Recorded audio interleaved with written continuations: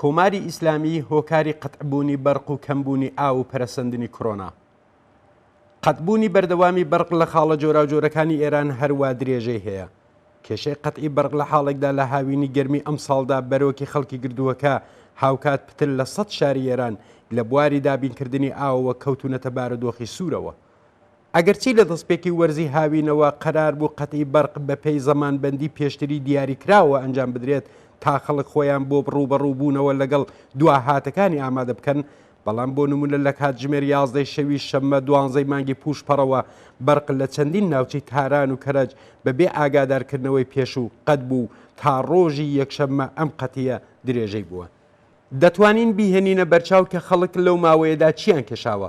تازە ئەوەش لە حاڵێکدایە کە بەرپرسانی بەرقی ئێران ئاسۆی تەنانەت لە وەڵێڵتریش بە خەڵک نیشان دەدەن. سەرپەرستی شرکەتی دابشکردنی بەرق لە کاردانەوە بە قەتی بێبەرنامەی بەرق و وتوویەتی کە ناچار بووین لەسەر بڕیاری ملی خامۆشی بەرق زیاد بکەین و قەتی بەرق بەدەر لە زەمانبەندی ڕاگەیەندراومان بێت.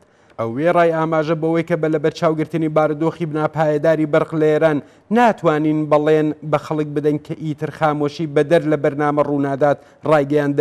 ئێمە لە باسی بەڕێوەبردننی خامۆشیەکاندا پەیڕەوی سیستمی کۆنتترۆلی ناوەندین و کاتێک ئەم ناوەندە ڕایگەیەنێ کە وەزعیەتی شەبەکە بە پایەداری گەیشتووە دەتوانین کاتژمێرەکانی خامۆشی کەم بکەینەوە.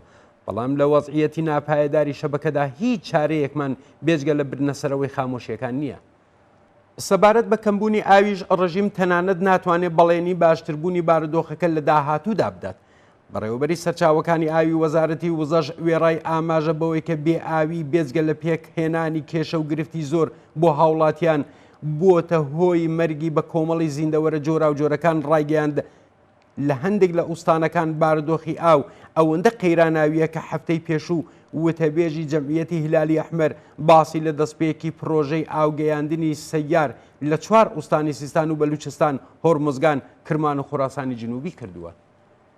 کێشە و گرفتەکانی کەمبودی ئاو و بەرق هاوکاتە لەگەڵ پەرەسەندنی بێوێنەی ڤیرۆسی کۆرۆنا لە ئێران.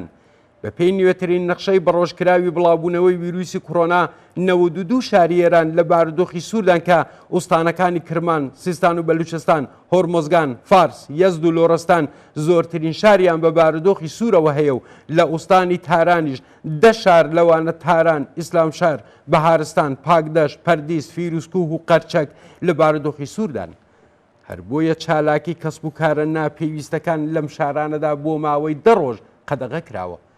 ئەوەش لە حاڵێکدا کە ژمارەی فەوتیەکانی نەخۆشی کوویدی 19 لە ئێران لە ماوەی 24 کاتژمێری ڕابردوودا گەیشتۆتە 165 کەسکە لە 23 مانگی جۆزەردانەوە هەتا ئێستا باڵاترین ئاست دێتە ئەژمار.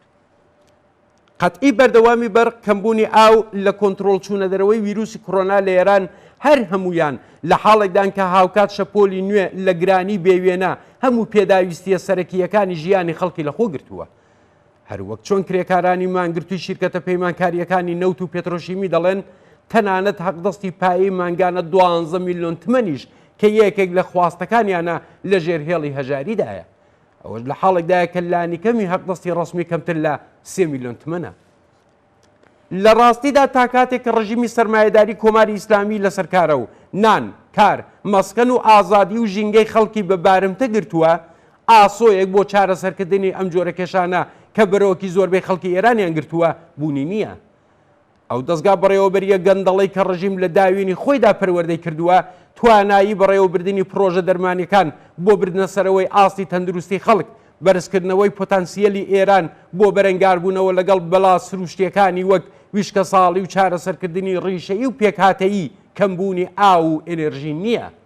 ئەم ڕژیمە هیچ داخوازیەکی خەڵک جێبەجێ ناکات مەگەر ئەوەی کە لەلایەن خەڵکەوە هەست بە مەترسیەکی جدی بکات.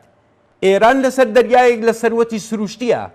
ئەگەر دەسەڵاتی سیاسی بکەوێتە دەستی خاوەنانی بەرهەق و بەتوانای ئەو سروشتە، واتە کرێکاران و شوڕاکانی نوێنەری ئیرادەی ئازادانەی خەڵک لەوەها وڵاتێکدا بەو سەروەتە مەزنە و بەو هێزە داهێنەرە لە بن نەهاتووی کە هەیەتی بێگومان گشت ئەو کێشانەی کە ئەمڕۆ ژیانی زۆربەی خەڵکی ئێرانیان بە فێڕۆداوە چارەسەر دەکرێت.